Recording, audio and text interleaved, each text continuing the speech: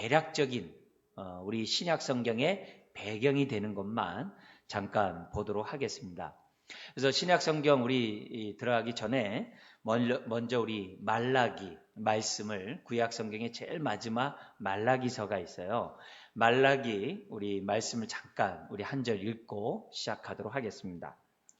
성경 보시면 구약 성경 제일 마지막 4장 4절에서부터 6절까지 보면 마지막 선지자, 구약의 마지막 선지자 말라기가 어떤 소망 가운데 예언을 했는가, 메시아에 대한 그 소망 가운데 어떤 예언을 했는지를 4장 4절에서부터 6절에서 잠시 보도록 하겠고요. 제가 이 성탄절을 맞이해서 주님의 초림과 또 재림, 초림에 대해서 우리가 감사하고 그러면서 우리가 재림을 기다리는 게 성탄절의 의미라고 그랬어요. 이랬을 때 사실 우리들에게 정말 필요한 그런 메시지가 이 말라기서예요. 그래서 이 말라기서의 내용을 좀 크리스마스 때 우리가 좀 집중해서 좀 봤으면 좋겠는데요. 그런 시간을 좀 가졌으면 그럴 시간이 오길 바라고요. 이 시간에는 우리 4절에서 6절 말씀 한번 읽도록 하겠습니다. 말라기 4장. 혹시 강의안 없으신 분 손 들어주시면 주겠습니다. 네. 손 들으신 분들은 들고 계시면 나눠드릴게요. 4절부터 6절 같이 한번 읽어볼까요? 너희는 내가 호렙에서 온 이스라엘을 위하여 내 종 모세에게 명령한 법 곧 율례와 법도를 기억하라. 보라, 여호와의 크고 두려운 날이 이르기 전에 내가 선지자 엘리야를 너희에게 보내리니 그가 아버지의 마음을 자녀에게로 돌이키게 하고 자녀들의 마음을 그들의 아버지에게로 돌이키게 하리라. 돌이키지 아니하면 두렵건대 내가 와서 저주로 그 땅을 칠까 하노라 하시니라. 아멘. 여기 보면 4절에 내가 호렙에서 온 이스라엘 위하여 내 종 모세에게 명령한 법 곧 율례와 법도를 기억하라. 우리 호렙이라는 얘기를 다른 말로 하면 시내산이라고 그러죠. 그죠? 시내산에서 하나님이 출애굽한 정말 구원을 받은 이스라엘 백성을 곧바로 가나안 땅에 들여보내지 아니하고 가나안 땅에 들어가기 전에 하나님과 결혼식을 하나님과의 그 관계를 올바로 견고하게 할 필요가 있었어요. 그래서 하나님께서는 시내산으로 이끌어 주셨고 호렙산이죠. 시내산을 이끌어 주셨고 거기서 이스라엘 백성과 결혼식을 해요. 우린 그걸 갖다가 언약식이라고 얘기를 해요. 그래서 결혼식을 하면서 하나님이 말씀하셨어요. 내가 너의 하나님이 되겠다. 그리고 너희는 내 백성이 이제부터 되리라. 하면서 그 하나님의 백성된 자녀들에게 정말 언약 백성답게 살 수 있는 방법을 주셨어요. 그게 십계명이죠. 그리고 그 십계명을 잘 풀어놓은 것이 이제 모세오경이겠죠. 그죠? 모세오경. 자, 근데 그 모세오경에 따라서 이스라엘 백성이 살아야지만이 언약 백성다운 거죠. 그런데 이 이스라엘 백성이 그 십계명의 정신에 따라 그게 하나님 사랑, 이웃 사랑으로 알고 있어요. 하나님 사랑, 이웃 사랑의 원칙 속에서 잘 살아가면 좋은데 그 손가락 10개에 있는 것처럼 10개의 십계명을 잘 못 지키는 겁니다. 그러다 보면 그때마다 하나님께서는 선지자들을 보내서 좀 하나님이 호렙산에서 시내산에서 뭐라고 말씀했는지 좀 기억하고 그 말씀대로 살았으면 좋겠다라고 외치겠죠. 그래서 선지자들이 제일 많이 외친 단어가 들으라예요. 쉐마라고 그러죠. 들으라 내 백성아 하면서 이 선지자들의 외침이 계속 되는데 뭘 듣냐? 방금 지금 4절에서 얘기한 것처럼 모세에게 한 율례와 법도, 즉 십계명을 잘 좀 너희들이 듣고 지켰으면 좋겠다.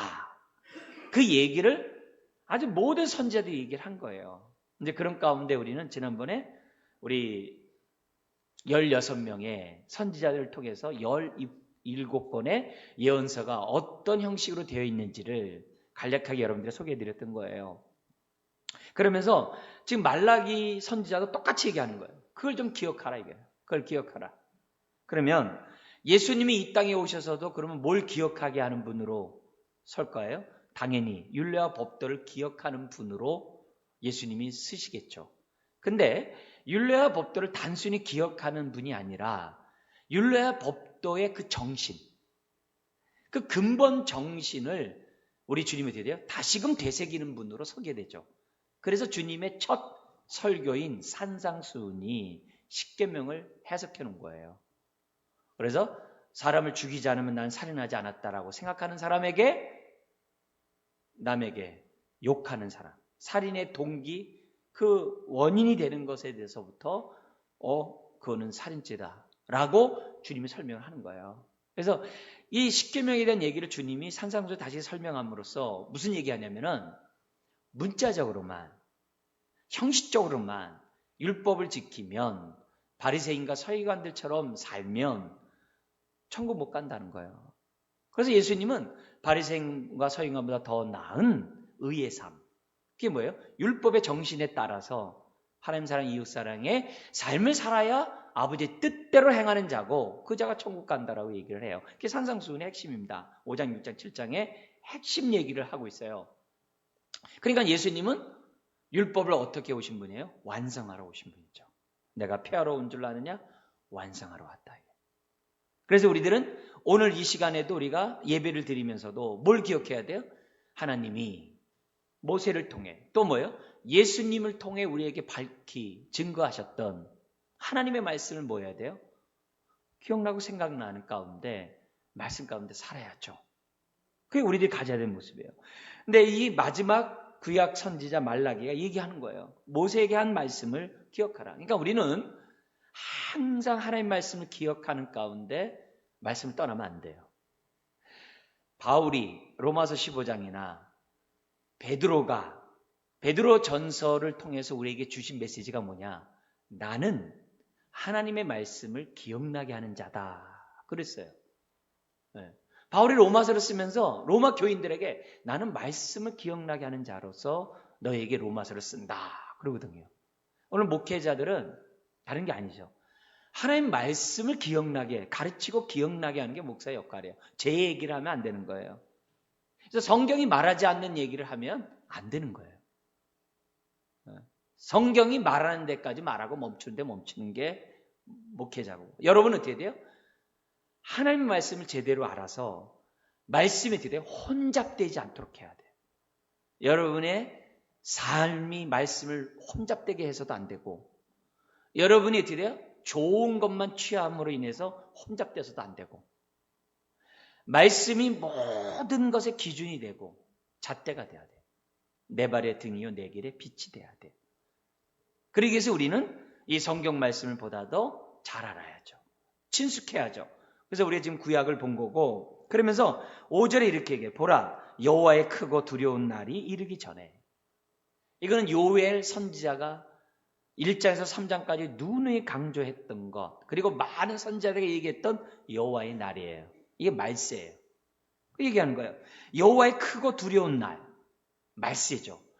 하나님이 이 세상을 구원하고 이 세상을 심판할 그 날, 그 말세에 그게 뭐냐면 크고 두려운 날이에요. 근데 그 날이 이르기 전에 내가 선지자 누굴 보낸다고 그래요? 엘리야를 보낸다. 이미 엘리야는 700년 전 사람이에요. 여기 말라기로 얘기한다면 벌써 300년 전 사람이에요. 오래전 사람이에요. 근데 크고 두려운 메시아가 오는, 성탄절이 오는 그날, 그때 선지자 엘리야를 보낸대요. 그건 똑같은 엘리야를 보내는 거잖아요. 그러면 그 엘리야가 하는 일이 뭐냐? 6절이에요.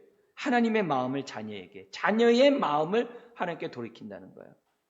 그러면 여기서 말하는 엘리야는 어떤 사람이에요? 그 당시 아합 왕과 이세벨에 속아서 바알신을 섬기고 하나님을 떠났던 백성들에게 하나님의 마음이 어떤지 알려줬던 사람이 엘리야예요. 그리고 우상을 숭배하던 그들을 갖다가 하나님께 돌이켰던 사람이 엘리야예요. 그 엘리야를 다시 어떻게 돼요? 주님이 이 땅에 오시기 전에 하나님이 보내주시겠다는 거예요. 그러면 이 엘리야는 누구냐? 예수님이 해석하셨어요. 세례 요한이다 라고 우리에게 알려주셨어요. 그래서 세례 요한이 한 일이 뭐예요? 세례를 그래서 베푼 거예요. 세례는 뭐예요? 아버지의 마음을 전달하고 우리의 마음을 하나님께로 온전히 돌려놓는 것이 세례예요. 그래서 세례는 뭐가 있어야 돼요? 반드시 회개가 있어야 하는 거예요. 하나님을 없이 떠났던 우리의 마음을 돌이켜서 오로지 하나님께만 집중하도록 하게 하는 것이 회개거든요. 그래서 회개함으로 하나님께로 돌이키는 그 사역을 누가 한 거예요? 세례 요한이 했다는 거죠. 그래서 오기 전에 했다는 거예요. 그래서 그런 의미에서 이렇게 약속했던 이 약속, 그래서 오심으로써 만약에 어떻게 돼요? 6절에 그들이 하나님께로 그들의 마음이 하나님께 돌이키지 아니하면, 회개하지 않으면 하나님께서 어떻게 돼요? 두렵건대 내가 와서 저주로 그 땅을 칠까 하더라. 그렇게 한 거예요.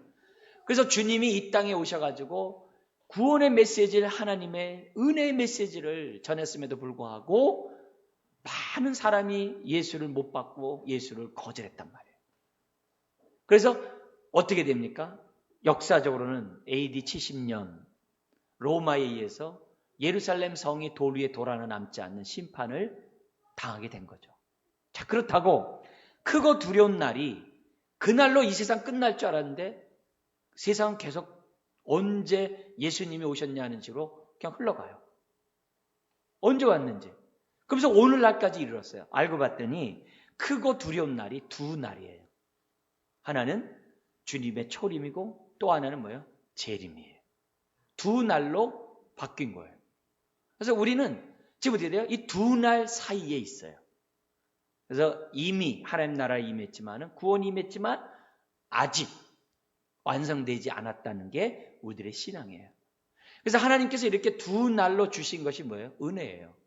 왜요? 저와 여러분들이 구원을 받을 수 있고 저와 여러분들이 이처럼 하나님 앞에 나올 수 있는 기회를 얻게 됐기 때문에 은혜죠. 자, 이렇게 400년 전에 예언했던 것처럼 드디어 어떻게 돼요? 400년 만에 세례 요한이 이 땅에 와서 회개 세례를 베풀고 백성들의 마음을 하나님께로 돌이키는 놀라운 사역을 하게 돼요. 그러자 어떻게 돼요?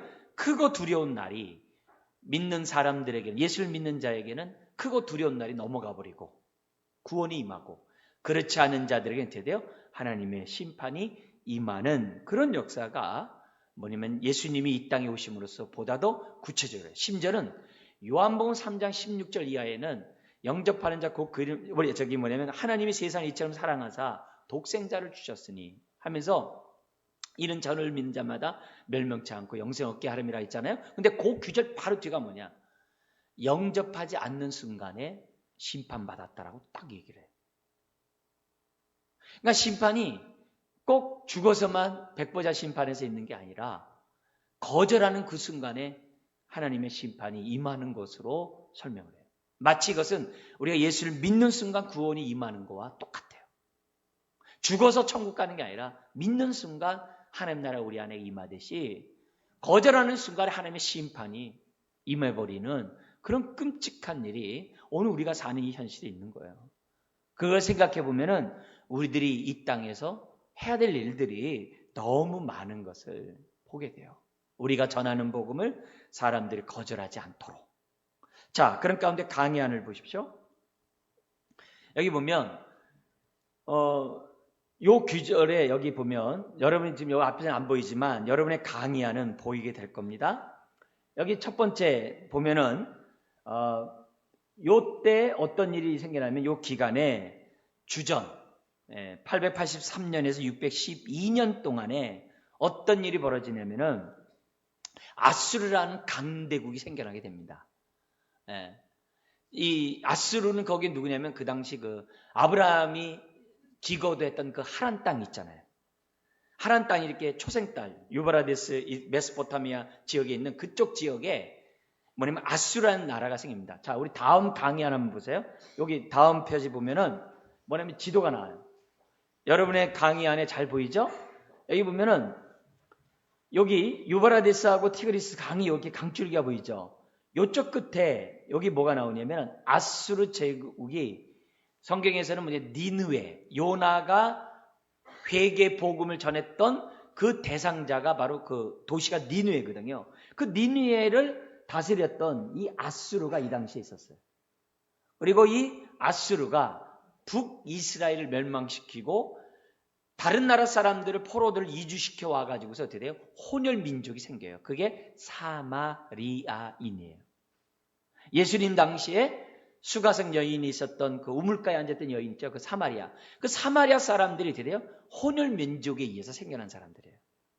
놀라운 건요. 2015년에 사마리아 사람이 아직도 이스라엘 땅에 살아요. 그리고 그 사람은요. 놀랍게도 우리 요한복음에 나오는 수가성 여인처럼요. 모세 오경을 믿고 있어요. 오늘날. 그리고 그들은요. 여전히 양을 잡으면서 제사를 지내요. 오늘날. 어쨌든 여기 나온 사람들의 이 아수르를 알아야 되는 이유가 뭐냐면 지금 북이스라엘이 멸망이 되었고 우리가 지금 지난번에 했던 거 시험 한번 해볼게요. 북이스라엘이 돌아오기 위해서 하나님이 사랑의 선지자, 공의의 선지자 2명을 보냈어요. 누구죠? 호세아하고 또 누구죠? 아모스. 사랑의 선지자 호세아하고 또 공의의 선지자 아모스를 보냈어요.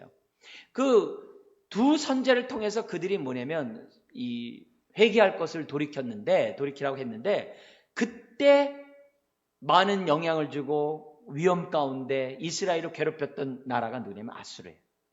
그래서 그 첫 번째 그 빈칸에 우리 앞에 페이지 보세요. 앞에 페이지 보면 여기에다가 아수르라고 써놓으시면 돼요. 정치 열강에 요 앞에 누굴 내면 아수르 써야 돼요. 자, 두 번째 넘어가 보세요. 우리 다음 페이지 지도 보면 누가 나오냐면은 바벨론이라는 나라가 등장을 합니다. 두 번째 바벨론이라는 나라가 등장하는데 요 밑에 있어요. 요 밑에 요 바벨론이라는 나라가 있는데 지금 이제 이라크 지역이에요. 이라크 지역과 이란의 그 접경 지역인데 여기가 뭐냐면 갈대아 우르 아브라함이 고향 폰도 지척 아버지를 떠났을 때 그 동네 우르라는 지역과 연관된 지역이에요. 여기에 뭐냐면 바벨론이라는 나라가 등장하게 돼요. 그리고 이 바벨론이 어떻게 돼요? 아수르를 정복을 해요. 그러면 강대국을 정복하면 어떻게 돼요? 그 밑에 있는 나라들은 그대로 다시 또 다 쓸려가잖아요. 그죠? 그래서 두 번째 이 바벨론이라는 나라가 이제 등장하게 되는데 처음에는 이 바벨론도 약한 나라였어요. 우린 그걸 어디서 보냐면 이사야 36, 37, 38, 39장에 보면 나와요. 그때 등장한 왕이 누구죠? 15년 생명이 연장된 왕이 누구죠? 히스기야. 히스기야가 골머리를 앓고 있었던 그 나라가 아수르였어요. 근데 하나님의 도움으로 아수르의 공격을 히스기야가 막아내요. 그때 사신이 와요. 어떤 나라의 사신이 와요? 바벨론의 사신이 와요. 어떻게 막아냈느냐? 해가지고 같이 공동으로 아수르를 갖다가 공격을 막아내자라고 화친을 청해러 왔던 바벨론 사신이 있어요. 그때 히스기야가 이 모든 게 하나님의 은혜입니다. 아수르를 막은 건 하나님의 은혜입니다. 이렇게 얘기했어야 되는데 어떻게 돼요? 우리가 이만큼 힘이 있습니다 하면서 뭘 보여줘요? 무기 창고를 다 보여줘요. 그래서 그것을 다 보여준 걸 다 뺏겨요. 심지어 뭐까지 뺏겨요? 성전 기구까지 다 뺏겨요. 그래서 다니엘 시절에 어떻게 돼요? 그 벨사살 왕이나 이런 사람들이 어떻게 돼요? 그거 가지고 술잔으로 해먹는. 성전 기구를 가지고 술잔을 했다가 멸망당하지 않습니까? 죽지 않습니까? 그런 일이 벌어지게 되는데 그때 대표인 사람이 바벨론 제국이에요. 이 바벨론 제국은 어떻게 돼요?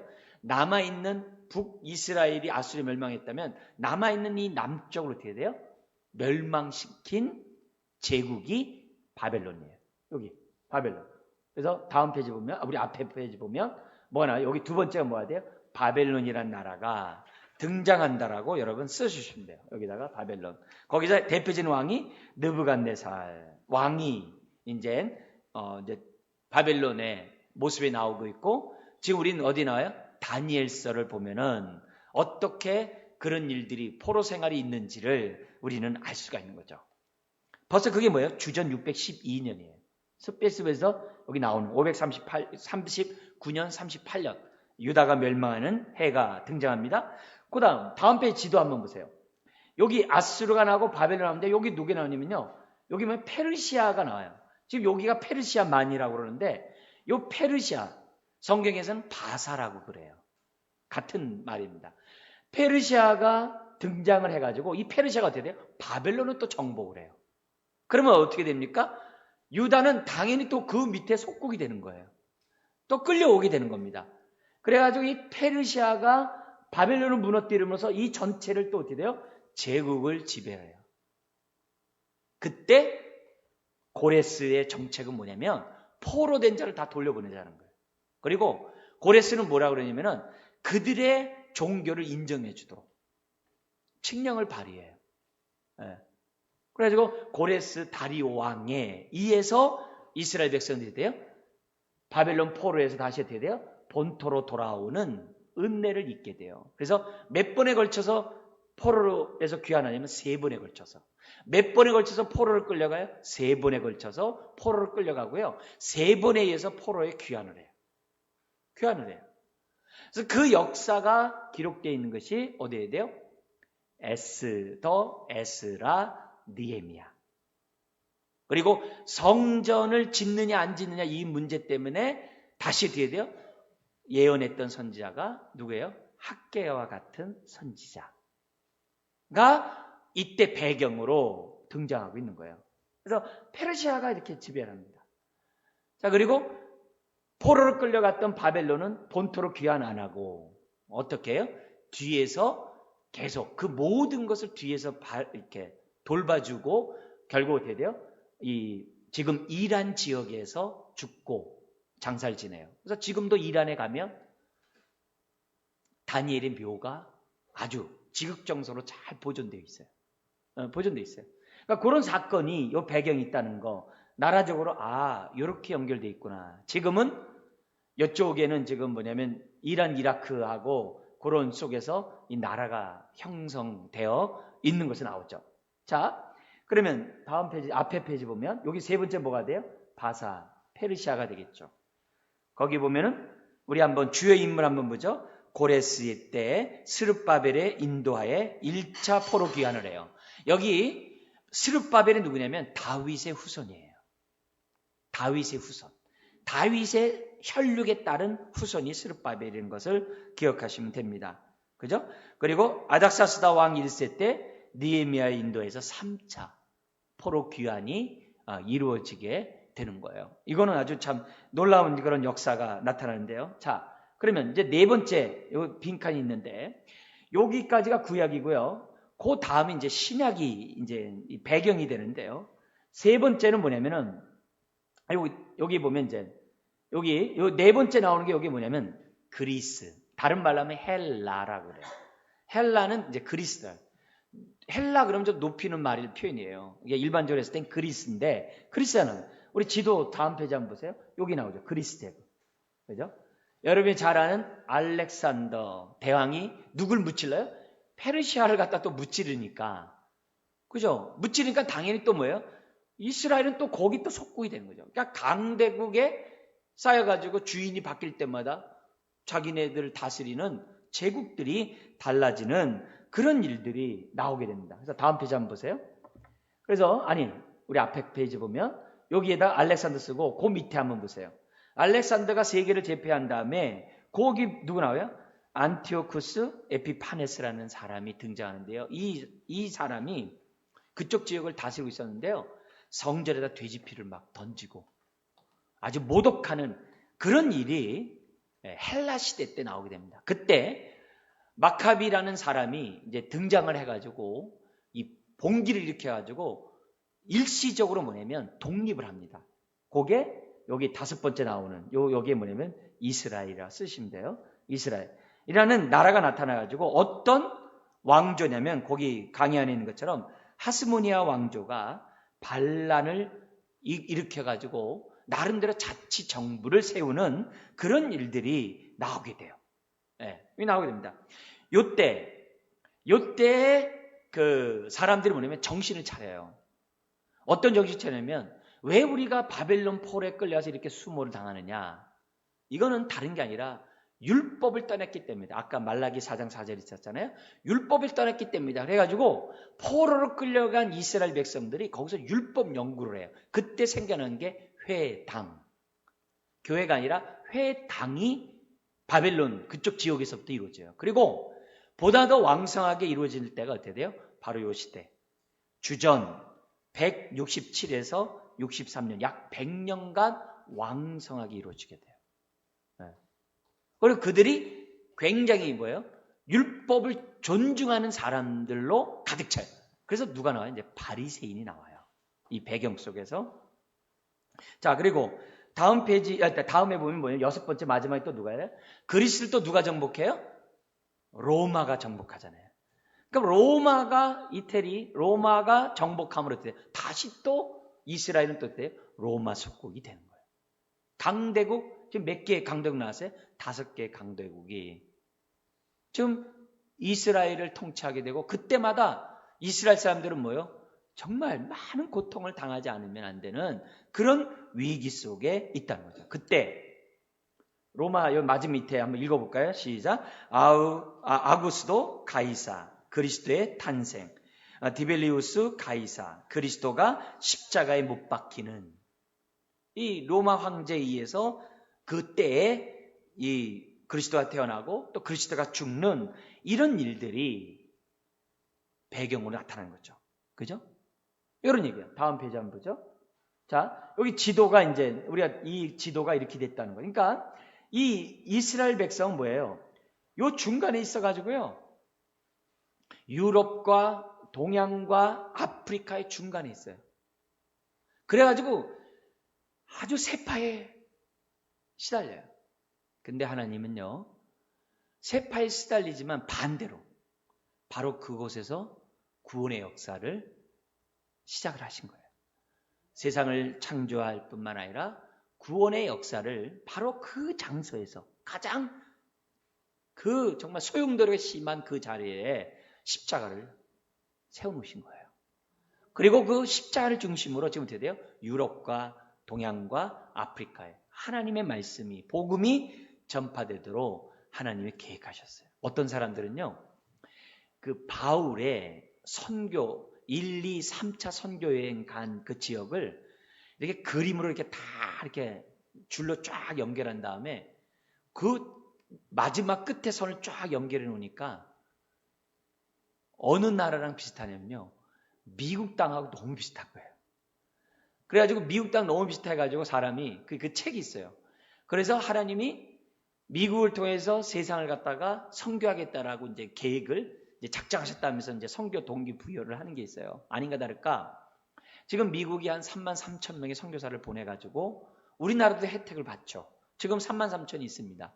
그리고 한국의 선교사가 지금 1만 2천 명인데 비공식 숫자까지 얘기하면 약 2만 명 정도가 선교사가 나가 있습니다. 그래서 우리나라가 지금 선교 역할을 하고 있는데, 지금 놀라운 일은 뭐냐면 이 중국에서 선교하고 있는, 중국과 화교를 위해서 선교하고 있는 선교사들 얘기 들어보면 지금 이 중국 사람들이, 또 화교인들이 선교에 불붙는 사람들이 그렇게 많대요. 근데 이 사람들의 특징이 뭐냐면은 중국 사람이 전 세계 안 간 사람이 없대요. 왜냐면 인구의 5분의 1이 중국인이기 때문에, 중국어를 쓰기 때문에 안 가는 곳이 없다는 거예요. 근데 거기서 은혜 받은 뭐냐면 그리스도인들이 지금 뭐냐면 기도하고 있다는 거예요. 무슨 기도? 하나님 열방에 우리가 쓰임받는, 우리가 이런 복음의 통로들이 되게 해달라고 기도하고 있다는 거예요. 그래서 그 사람들의 우리 이제 동역자들이 많이 신학교를 하고 많이 섬기고 있잖아요.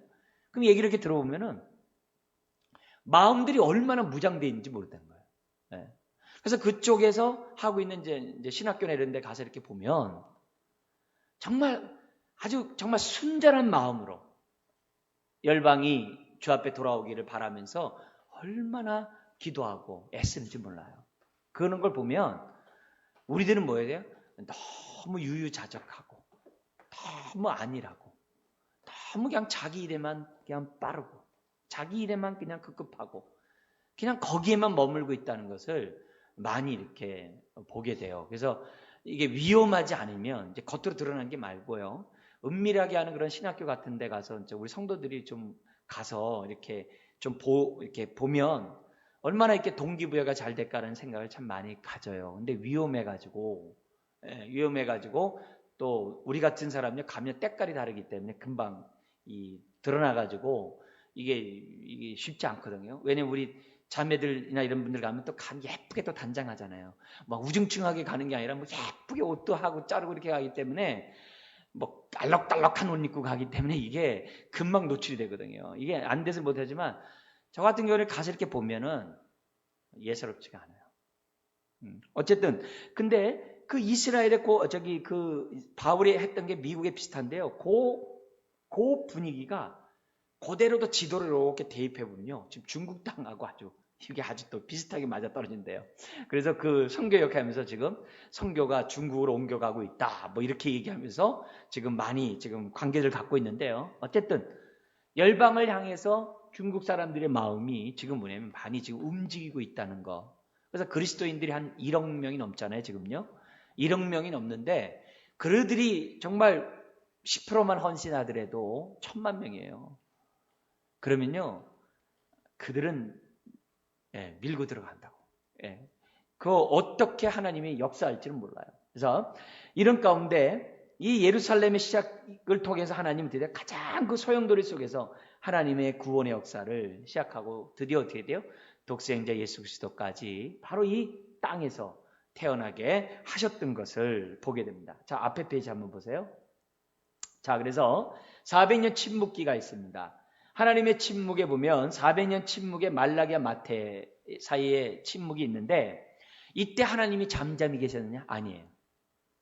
하나님은 나름대로 역사하고 계셨고 구원의 역사를 이루기 위해서 지금 어떻게 돼요?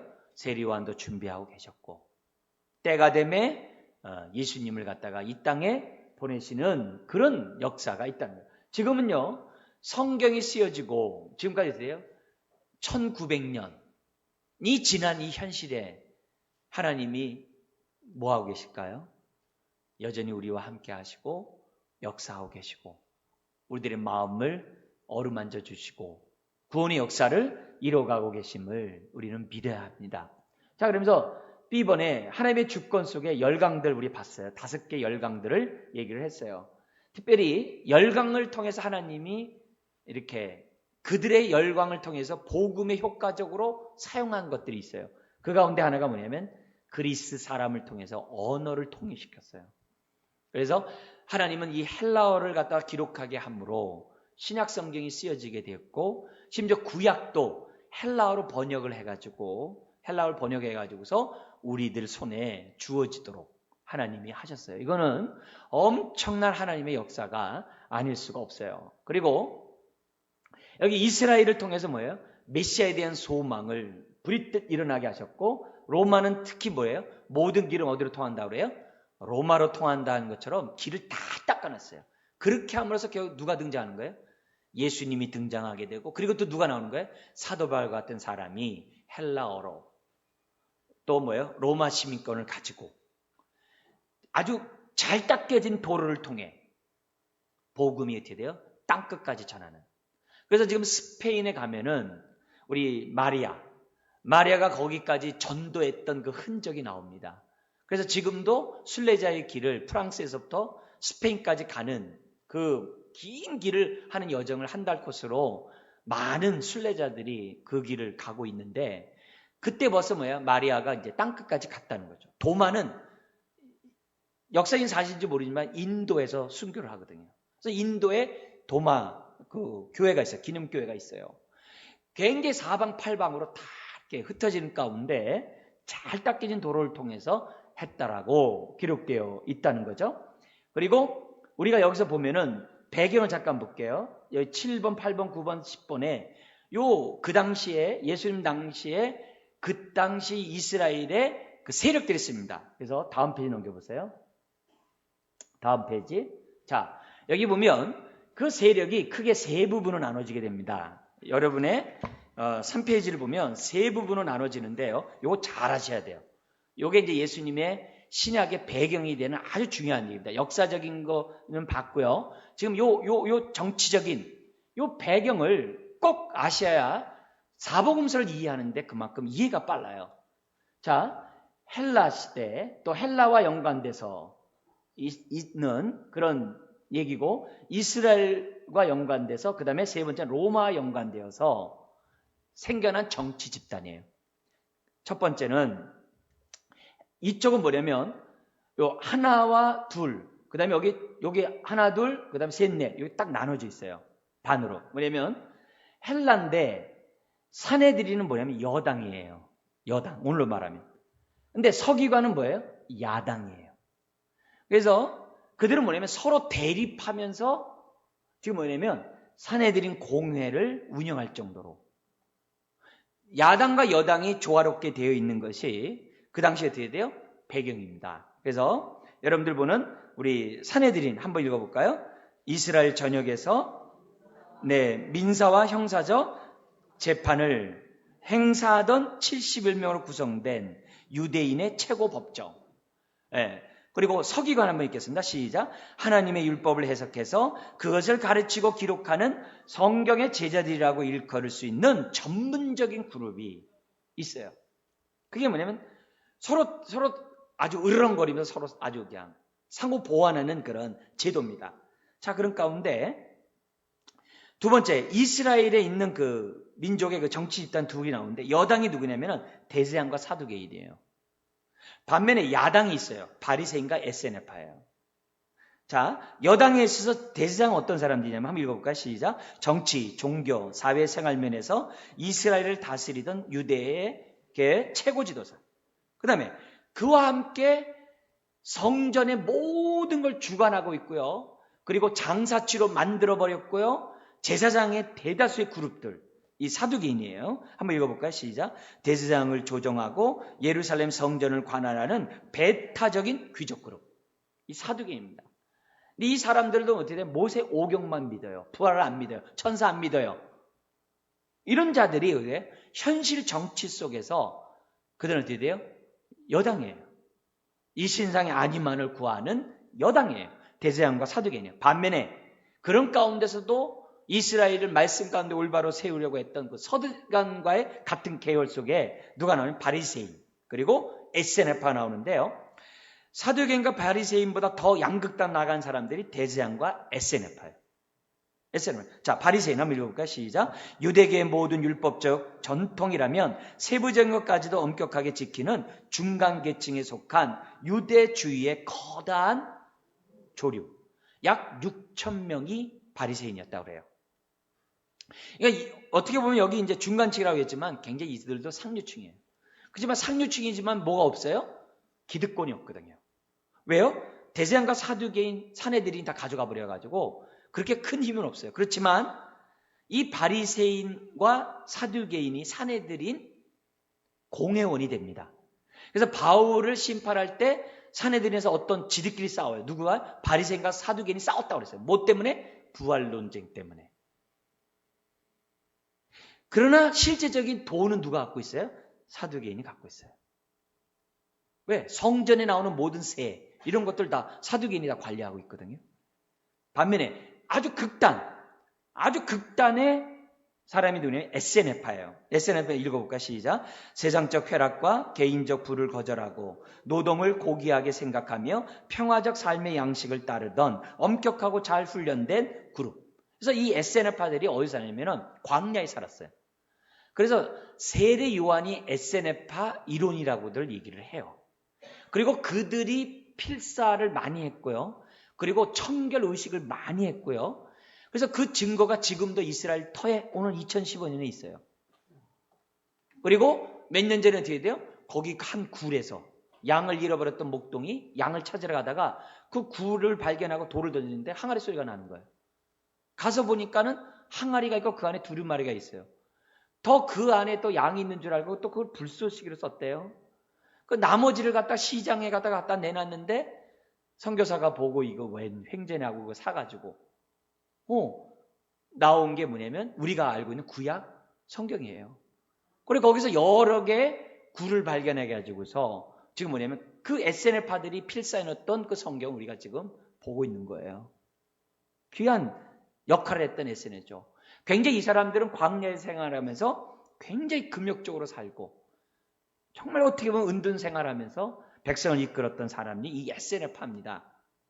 반면에 로마의 정부와 관계에서도 여당과 야당이 있습니다.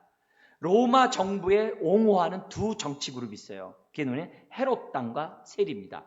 그래서 헤롯 당 한번 읽어볼까요? 시작. 이스라엘 전체를 통해 로마의 통치력을 유지시키려는 목적으로 구성된 다양한 종교적 배경을 가진 정치 집단. 이 헤롯 당이 아주 다해먹습니다. 그 다음에 그 밑에서 빌부터 사는 세리 있겠습니다. 로마의 세금을 내는 사람들로서 세금을 징수하는 특권을 가지고 동족에게서 과인의 세금을 징수하여 자신들의 사역을 채우던 부유한 유대인들이 있는 거예요. 이 여당 그룹이죠. 반면에 야당 그룹이 나옵니다. 반대로 열심당이 있습니다. 시작. 이스라엘을 적들로부터 해방시키기 위해 권모술수, 폭력, 무력을 행사하며 세금 내기를 거부하던 종교적 색채를 가진 정치 집단. 그래서 열심당들은 뭐예요? 칼로서 무장봉기에서 독립하자는 거예요. 그래서 예수님의 제자들 가운데 이 열심당원으로서 누구를 선정하냐? 대체적으로 가룟 유다를 학자들은 얘기를 해요. 가룟 유다는 예수를 통해서 봉기를 일으키려고 일부러 제자로 들어갔다라고 학자들이 많이 얘기를 합니다. 그리고 또 어떤 사람들 누구까지 얘기하냐면은 베드로도 헤롯 당 열심당 가운데 하나가 아니었느냐 이렇게 얘기를 해요. 왜요? 말고의 귀를 자기가 베었거든요. 칼로 이렇게 뱉기 때문에 그런 게 아니냐라고 얘기는 하지만 정확한 얘기는 없습니다. 그러나 이 열심당들은 기회만 있으면 돼요. 민중봉기를 일으켰어요. 민주봉기를 일으켰어요. 칼로서. 그래서 예수님이 항상 그러잖아요. 칼로 사는 자 칼로 망한다. 이런 할 정도로 그런 사람입니다. 반면에 자격들이 있습니다. 한번 읽겠습니다. 로마의 우호적인 유대인들을 극심하게 미워하는 유대의 열심 민족주의자들로서 그들은 군중 속에 있다가도 짧은 단검으로 그 적을 암살하기도 했다.